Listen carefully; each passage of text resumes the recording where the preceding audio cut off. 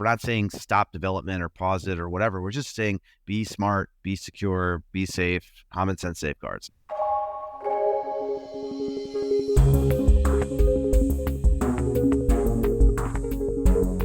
Welcome to the Center for AI Policy podcast, where we zoom into the strategic landscape of AI and unpack its implications for U.S. policy. I'm your host, Jacob Kraus, and today's guest is Mark Beall. Mark is CEO and co-founder at Gladstone AI, and previously was Director of Strategy and Policy at the Department of Defense Joint AI Center.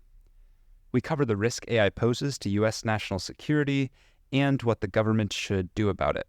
I hope you enjoy. Mark, thanks for coming on the show. Hey, Jacob, thanks for having me. Great. I'm glad to have you here. Let's kick things off with what motivated you to start working in the AI space. Well, great question, Jacob. So I guess my story begins as, I think like many of us as a kid, with an interest in physics and science fiction. I think I managed to read all the Star Trek books ever written by the time I was 13, and just was deeply obsessed with the science fiction arena and with computers and video games, and was kind of super into that stuff. In college, I did a little bit of stuff in the science and technology field, and then 9/11 happened, and I kind of diverted my career to doing a lot of national security work. But then, in a bit of serendipity, I was working for the 17th Chairman of the Joint Chiefs of Staff, General Dunford, on his action group, and I got a phone call asking me if I wanted to help stand up at DoD's Joint AI Center, and that's what really got me started in sort of professionally doing AI as a full-time job. Wow. Yeah. And my understanding is you were somewhat involved in getting it set up. What was your role when you were working there? So I was employee number 4 or something. My original role was data policy analyst, and I ended up kind of helping the organization in other ways, and then ended up leading its strategy and policy directorate. And so we scaled that organization under the leadership of Lieutenant General Jack Shanahan, from like 4 or 5 guys in the back office in some Pentagon area to about 300 people with about $300 million in budget, trying to really accelerate the military services adoption of AI capabilities in support of everything from back office functions to the battlefield, as we used to say. I wanted to circle into your work at Gladstone, which is where you currently are. You've sort of taken this original interest in AI and it's continued from there. Can you walk through what you're doing with Gladstone? Yeah, so when I was in the Joint AI Center, one of the biggest and most strategic problems I noticed was this massive transom between policymakers and technologists, to the point where like we weren't even speaking the same language. And it's not that either person was stupid. It's just that like if you program in Silicon Valley speak into the DoD world, you just get syntax error and vice versa. And so there's no real API, there's no real connection between these two organizations, and that resulted in some very bad outcomes for the government. Government was sort of insufficiently prepared to understand core inputs to AI and how to operationalize it responsibly. It was sort of left with a bit of information disparity between the developers and the buyers, so to speak, that created imbalances that we've kind of seen play out in a number of bad ways, especially when it comes to public policy. There's been some recent attention around Representative Beall and his bill focused on AI risks, and he likened it to what happened with social media. When you have some tech executives who have sort of a monopoly of information about how this stuff actually works at a gears level, and then the people having to make decisions for the benefit of the public or for government functions and missions. And so Gladstone, at its first instance, set out to solve for that problem. We have a suite of training products that a lot of government leaders, including in defense, have leveraged to go from basically AI's foundations to its frontiers with no math and no code, high compression, a focus not just on the opportunities that the technology creates, but also on the risks, like very tactical risks around data security and privacy and cybersecurity, up to the more strategic risks associated with the weaponization of these tools and the loss of control of these tools and during the development phase. And so as Gladstone has kind of gone to market, we are actually the first company to build and deploy a large language model application to the federal government. We deployed an app powered by GPT-4 to the Air Force. This was in 2022, before the chat GPT craze kind of hit the streets. And so we are very much pro acceleration, pro innovation, but doing so in ways that are sort of safe and effective and responsible.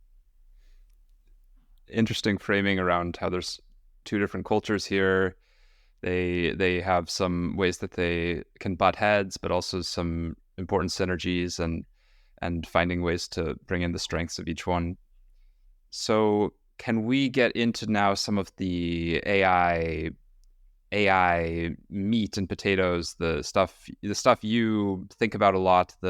What are some of the, you mentioned cybersecurity risks that AI could pose? Let's start with AI and cyber offense, cyber defense. What's its role there? Yeah. So AI and cyber is a risk class that we incurred 3 years ago that no one really has recognized yet. And at the end of the day, if you have a system that in natural language can write like competitive code, it can write competitive malware. And so if you think about the context of like open sourcing high end capabilities, model weights and all that can be used to generate interesting and cool programs, web applications, websites, and so forth, well, those tools can also be used to create malware. So if you want to ask, like from the open source, like what's the most powerful, what is like the Iranian or the North Korean, AI cyber weapons program look like, you need look not further than what's available in the open source today. And so with very limited cost, an actor can download these model weights and even do some fine tuning on specific examples of previous uses of malware. And now they have a cyber operations tool or a spear phishing campaign tool that can be used at scale to wage cyber attacks on U.S. infrastructure. And this is a serious problem. And so you could have like the black bot and the white bot kind of battling each other out. But at the same time, that's a recipe for always being behind and always losing. I think there's a different type of policy set of tools that will be exposed to people once they start to dive into the technology and how it actually works. Yeah. Are there some policy recommendations relating to cyber that you'd like to see, or potentially technological safeguards you'd like to see, or usage restrictions? How would you want people to navigate cyber? Yeah, I think the most important, and this is controversial, but the most important and critical near-term step government needs to make is banning the open source publication of AI model weights trained above a certain threshold of compute. So we look to examples like the executive order that says reporting for models plan training runs above a certain number, 10 to the 26 flops. And people are like, well, why would you use that weird number to come up with a metric? But the reality is because AI is more like alchemy than it is like science. We're left with a set of tools that are focused on the inputs.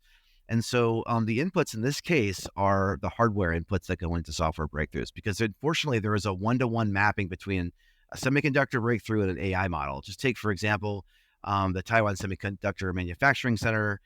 It creates a 7 nanometer resolution chip that leads to an NVIDIA A100 GPU that leads directly to GPT-4.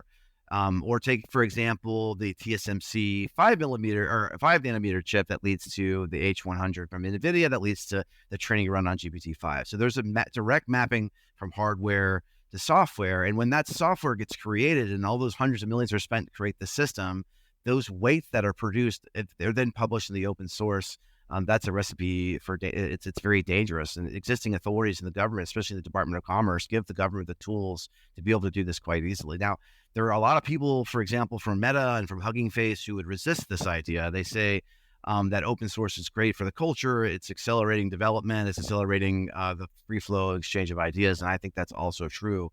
I just think that when you cross a certain compute threshold and these applications start to resemble more like proto WMDs, maybe we should not publish the blueprints for these things online.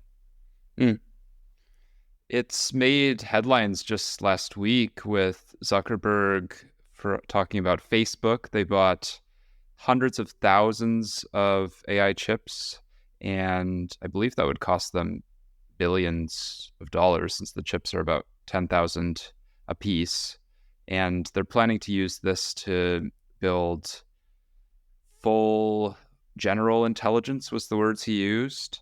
And they say they want to open source this as responsibly as they can. What are these big concerns you would have if they open source that level of model? Yeah, I guess in general, when I think about AI and national security risks, I go back to I used to work for Secretary of Defense Jim Mattis, and he would always say, "Define the problem to a Jesuit's level of satisfaction." And Hmm. I hear a whole lot of talk in places like Capitol Hill and in government agencies about AI risks broadly, but one risk is not the same as the other. And I think it's really important for policymakers to understand issues around AI that are, biased data sets leading to discriminatory outputs and disadvantage. That's kind of one category. There's business and cyber defense and criminal stuff. That's another category. And then there maybe is a third category of national security risks. And I would say the free market is going to solve for the vast preponderance of those risks. But for those risk classes that are specialized and more national security like, because the systems implicated are like, you could imagine these systems need like their own nuclear reactor to create. Like these are massive, expensive, highly capable systems. There is where government oversight and regulation is going to be required. Not for the vast majority of AI issues, but for those national security risks. And I decompose those national security risks into two basic vectors. The first vector is around weaponization. So that is, how can a threat actor take an AI tool and use it to inflict cost, damage on the United States, our people, our interests? And here, we have questions around the WMD sort of enablement activities. So especially in the open source, if China, DPRK, others can kind of harvest these models and then use them for nefarious purpose, that is a real threat of weaponization. And the sad part is that those threats are coming from the United States. We are arming our adversaries in some very real sense and building the arsenal of China's AI weaponry. And I wonder when that should stop. And I think it should have stopped about a year ago, but for some reason that continues. Then there's this other category of threat. So we have weaponization, and then we have this other category of threat around this idea of loss of control. And you hear a lot of people talking about these issues, and a lot of people will sort of scoff and say, oh, it's about Terminator. But actually, I think this is a real threat, and it's grounded in facts that are observable, at least empirically, and we can measure. And so today, because AI, again, is more like alchemy than it is like science, nobody can really assure that these systems won't pursue strategies that we find that don't cause massive amounts of collateral damage in their pursuit of that optimized objective. I think this is a very real risk class. And you hear guys like the Anthropic team and Google and Microsoft and OpenAI in making massive investments and alignment to try to solve for this problem, because I believe they see this issue as a fundamental step to solve for prior to reaping the benefits of a human level AGI or even a super intelligent system, which I believe is certainly on the horizon. Thanks for that. I'll dig more into that. First, you use this phrase, AI is more like alchemy than it is like science. Can you unpack that for the audience? Sure.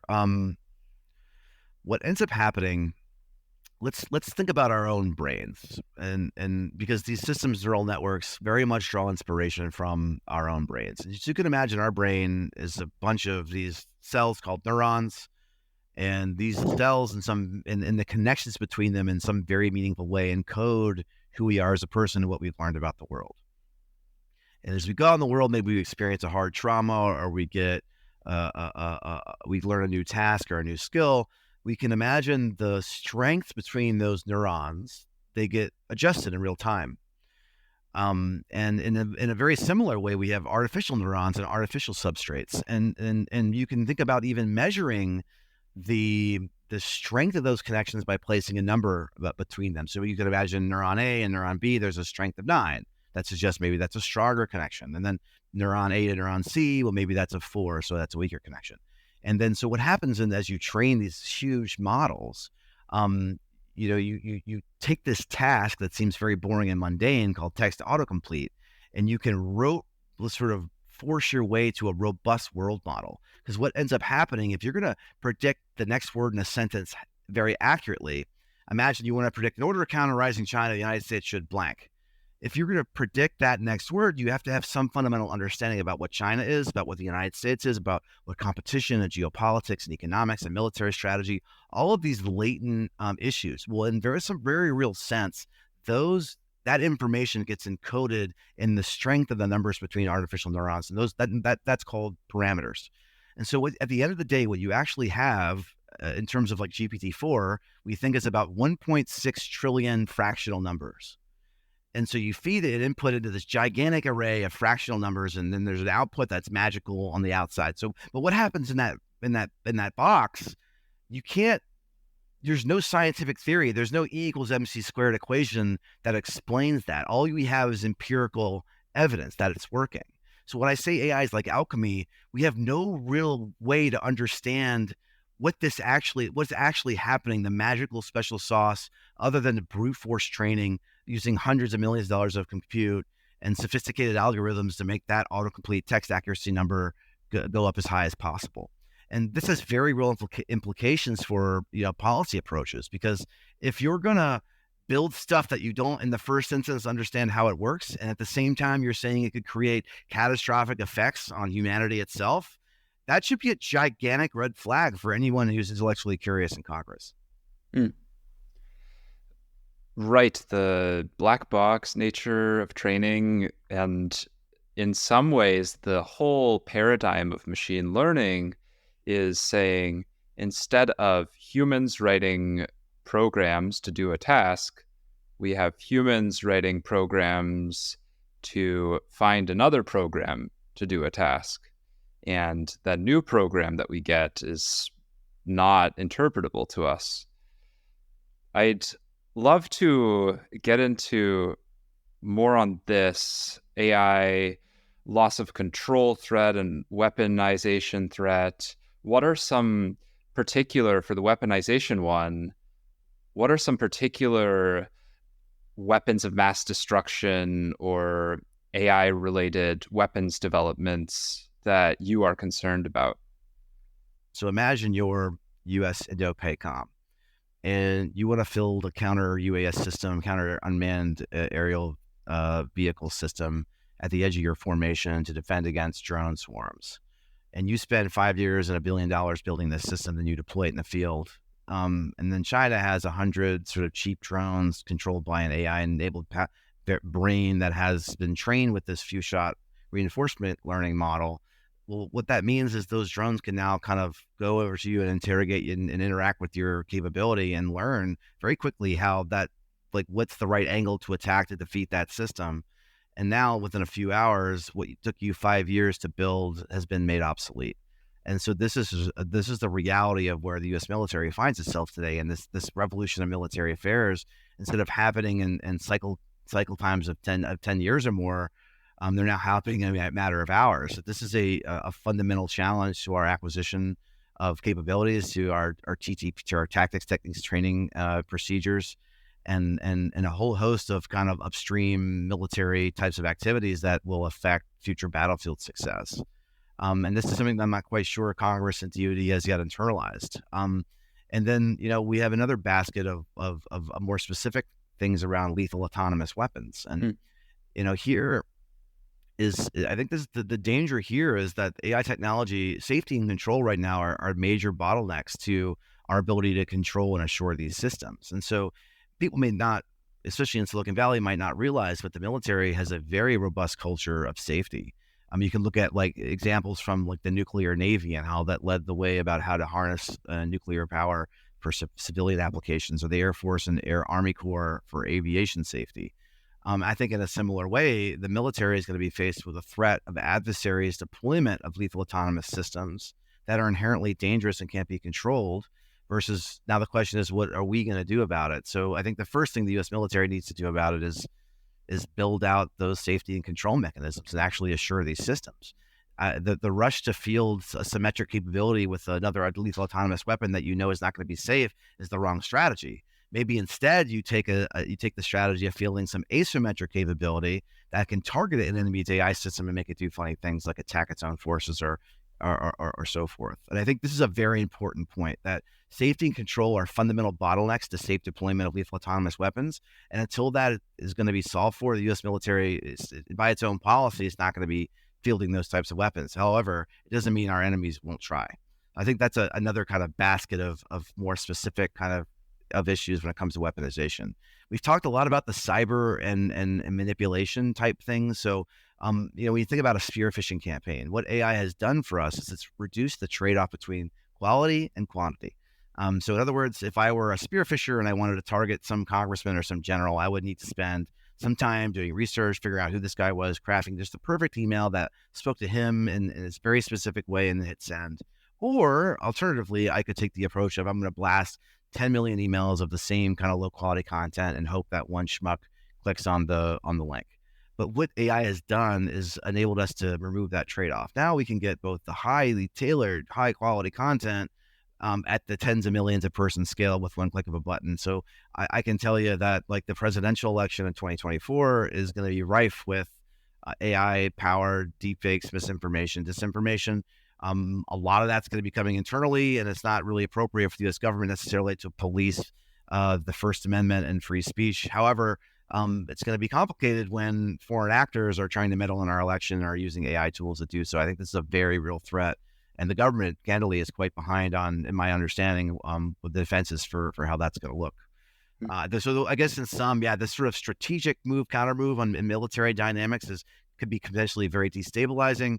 The lethal autonomous weapons question and the safety and control bottlenecks, and then the cyber and disinformation campaign tools that are now available are some of the things I worry most about from a weaponization perspective. Fascinating.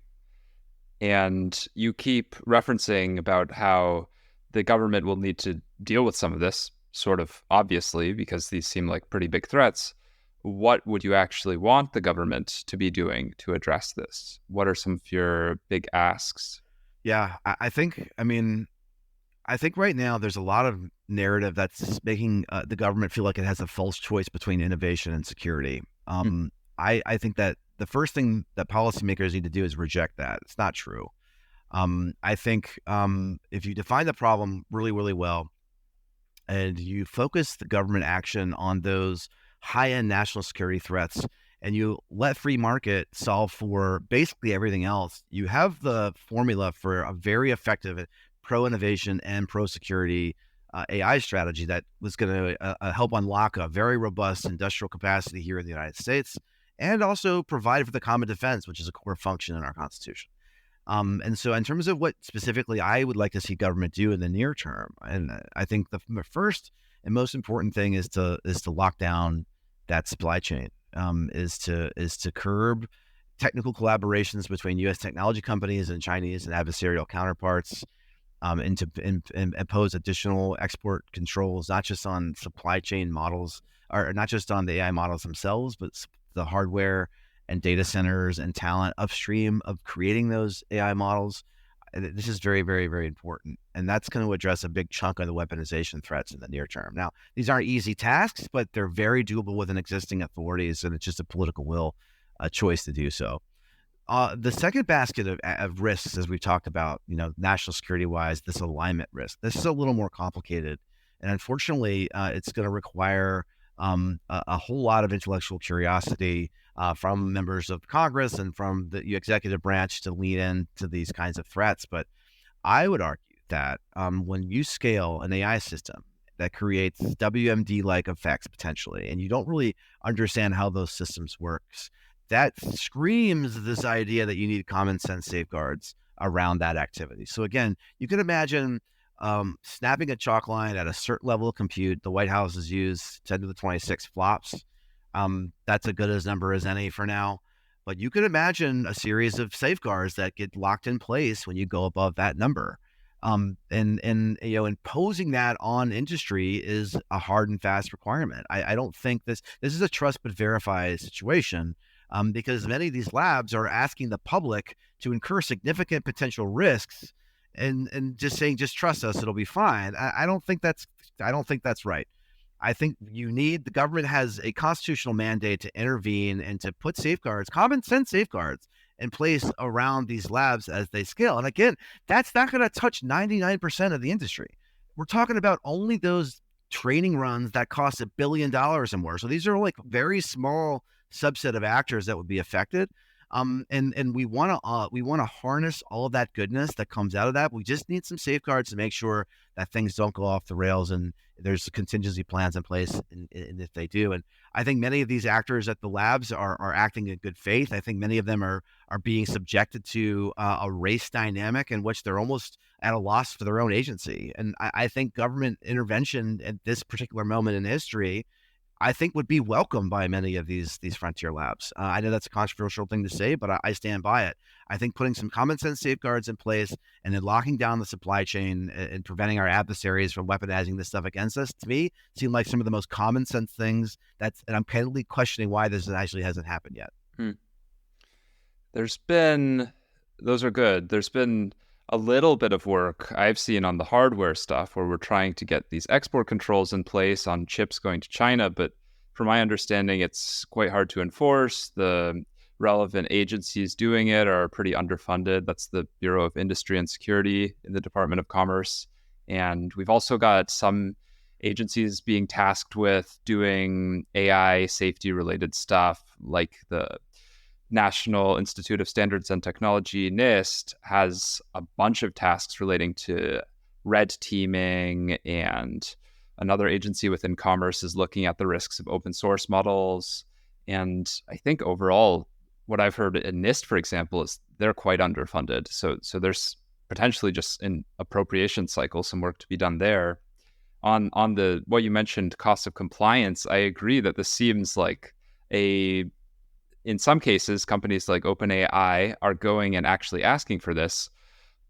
It in some ways, leveling this playing field will ensure that everyone's using the appropriate safety minimums, and it's going to constitute a small fraction of that 100 million plus cost for current models, and maybe billions or more in the near-term future. So I'm definitely keen on that. Now, what do you think if we don't put these safeguards in place? What is a concrete scenario you're worried about happening? Why do we need this? Yeah, I think that's a good question, and I'm glad you flagged all of the work that the U.S. government is doing today. I think it's a good step, but it's just too little, too late at this stage. And I don't think more money to the federal government is going to solve for this problem. I think we need policymakers to understand the technical details of what's happening today, and that we need to ask it when industry is asking the public to incur significant risk on its behalf. The government needs to ask industry to take these prudent and common sense safeguards. And it's not just about safety; it's about security. You can imagine if you're a Chinese, intelligence actor, Google DeepMind is going to be probably your number one targets.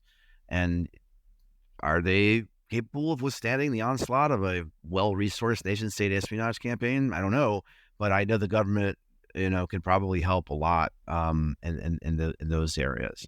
And so easy, low-hanging fruit steps like designating those labs as critical infrastructure under Presidential Policy Directive 21 begins to unlock a whole lot of interesting industry government collaborations that don't come with a gigantic resource bill and more people and humans in seats doing jobs. That's just going to cost the taxpayer more and drive the budget up.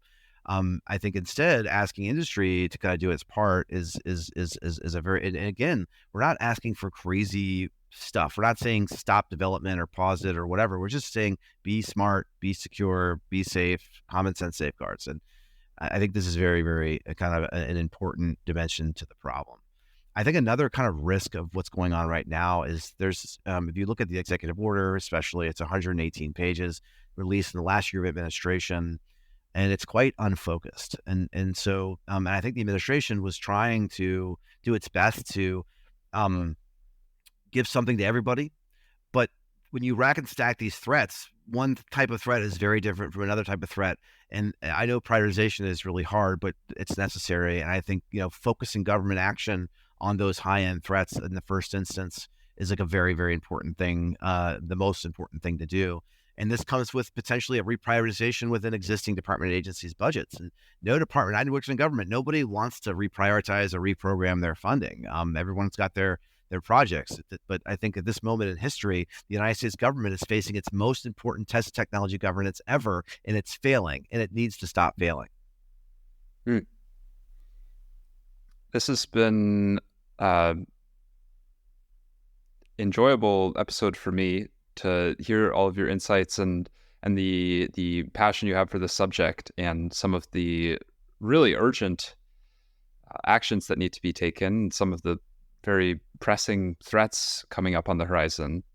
I think before we close, do you have any last things you wanted to share with the audience, and anything you wish I had asked you? No, this is a great discussion. I am very passionate, and I will continue to be so in 2024. We're going to be getting organized and getting the message out about these common sense safeguards and supply chain controls that can be done in the near term.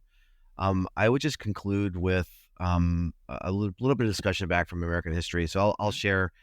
My favorite president in history is this little known guy named John Quincy Adams. And he was a one-term president, and he was sort of notorious. He helped stand up the National Institutes for Sciences, and he was known to be kind of a guy who bucked his own party and a free thinker, very heterodox thinker when it comes to issues. And what struck me about him was just how intellectually curious he was. And so I think for today's policymakers, being intellectually curious, having some intellectual humility, and being willing to dive into the technical details beneath the memes. This is like a very fundamental thing for our friends in government to kind of get after. Because I do believe that right now, big tech is driving the train. All the venture capitalists are screaming about people will die if you don't accelerate. But they're framing this as like a false choice between reaping the benefits and managing the risks. I think the risks are very real. I think they can be very easy. They can be very well managed, and they can be managed in such a way that we can actually reap the benefits without slowing people down. And this is a sweet spot that can be worked on once you start to unpack and double click through the memes and get down into the brass tacks. So intellectual curiosity, intellectual humility, these are traits that I think are deficient right now in Washington. And I think they're going to be necessary for us to come together as civil society and solve for these problems. That's a very nice way to put it. I totally am on board with open-mindedness and people learning and trying to never settle into a particular dogma or thinking, okay, I'm in this tribe now. I'm seeing increases in tribalism in AI, which is kind of upsetting for me. So thank you for that. Now, is there anywhere the audience should look if they want to learn more about Gladstone, if they want to keep in touch with you, stay up with your work? Yeah, feel free to visit us on our website, www.gladstone.ai. Hello@gladstone.ai. You'll get a hold of us, and we'd love to chat further with you. We are a commercial company, and we have taken no venture capital, no effective altruism money. So we consider ourselves to be very independent. And we're very patriotic and have a sense of duty to the American public. And that's what motivates us every day to keep on the good fight. And yeah, reach out anytime. Amazing. My guest today has been Mark Beall. Mark, thanks for coming on. Thank you, sir. Thanks for listening to the show. You can check out the Center for AI Policy Substack for a transcript, links, and more.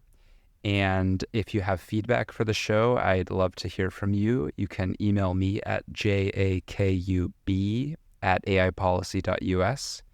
And looking ahead, next episode will feature Daniel Colson discussing U.S. public opinion on AI. I hope to see you there.